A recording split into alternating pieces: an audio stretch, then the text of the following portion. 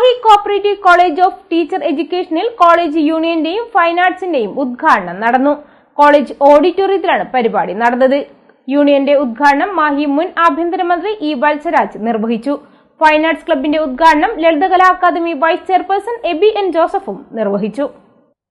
College യൂണിയന്റെ ഉദ്ഘാടനം പുതുച്ചേരി മുൻ ആഭ്യന്തരമന്ത്രി ഇ വത്സരാജ് നിർവഹിച്ചു.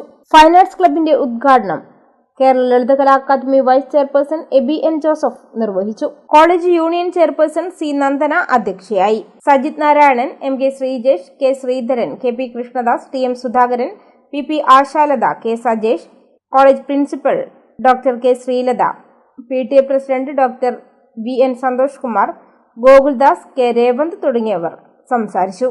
College union general secretary Vyas Jagadeesh സ്വാഗതവും fine arts secretary C V Athira നന്ദിയും പറഞ്ഞു. വിദ്യാർത്ഥികളുടെ കലാപരിപാടികളും അരങ്ങേറി.